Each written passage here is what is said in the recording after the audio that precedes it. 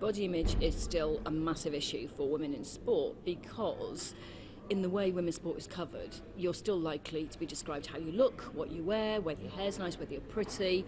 We don't do that with footballers too much, do we? Or we don't do it with rugby players. So there's been a massive change in that portrayal, but it's hard because as a woman athlete, you're more likely to be sponsored on how you look than how you perform. And if you're beautiful and you're good at sport, then it's great. But it's challenging for youngsters. You know, there's this image of, you know, the perfect size zero.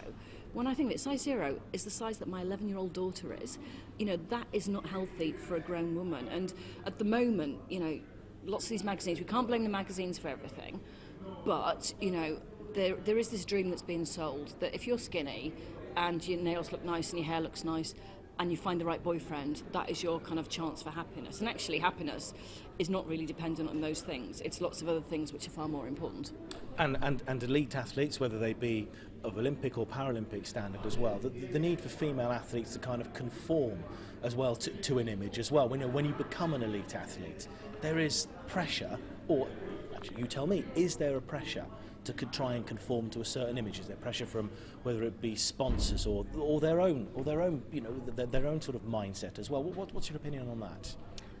Certainly I didn't feel a pressure to kind of look a certain way when I was competing, but there's huge pressure in all the other things you do as an athlete. So, if, you know, the dinners you go to, it's about wearing a different dress every time, it's about having your hair right, and, you know, I was told once a long time ago that I'd do better for sponsorship if I had long hair, because that's, you know, what women have. They don't have very short hair, and, you know, really? Actually, you know, that doesn't kind of suit the training or my competitive lifestyle. And women, and actually young girls, sort of have to almost make a decision about how they're going to play the game. There's so much more choice, and, you know, agents are better and sponsors are way better than they've ever been.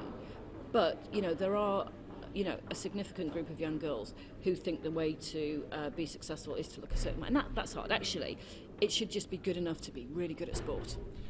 Eating disorders is obviously part of this debate as well. What help is out there? You know, what help is out there now? What help was out there 5 years ago? Has it got better? What needs to be done? Several questions in one there, Tanni, but again, your opinion on that. Well, I think there's a lot more understanding of athletes who will experience eating disorders. I think there's a lot of training now, certainly in my sport, for coaches to recognise when it's happening, to kind of see those signs about people who pretend they've eaten before training and, you know, actually look at people's weight. You know, there's also been a lot of work with coaches to be really careful what you say to 12 and 13-year-old girls about the weight and the way they look. But it's a problem, you know, not just amongst girls. I think it's a growing problem amongst boys in sport because it's about that controlling bit. It's about, you know, being the skinniest and lightest and the strongest you can, and we have to pick up on those signs early because actually you have anorexia or bulimia, it's something that's with you for life. You don't ever really get over it. And in terms of the help out there, good enough? There's better help, but no, it's not good enough because there's still an image, you know, say around something like endurance running, that you have to be very, very skinny to do it. And it's only if those signs are spotted. You know, I've had friends with eating disorders, they're really smart at hiding it. They are incredibly good at pretending that it's not there. And it's difficult to actually confront somebody. So, you know, we actually have to be better at spotting it at 7 and 8 years old, not at 12 and 13 years old. Just on that, you said you obviously you had friends with eating disorders, but within sort of elite sport level, the level that you competed at, were you aware of people with problems when you were competing? I was definitely aware of people who had problems, and I was really controlling about what I ate. I didn't have an eating disorder, but I was very measured in, you know, I stopped eating as soon as I felt full. I drank water, you know, I drank a lot of coffee, which is a hunger suppressant. I was actually worried when I retired that I would get worse. Actually, I've gone the other way. But, you know, it's all part of that control. You know, to be a good athlete, you have to control every part of your life.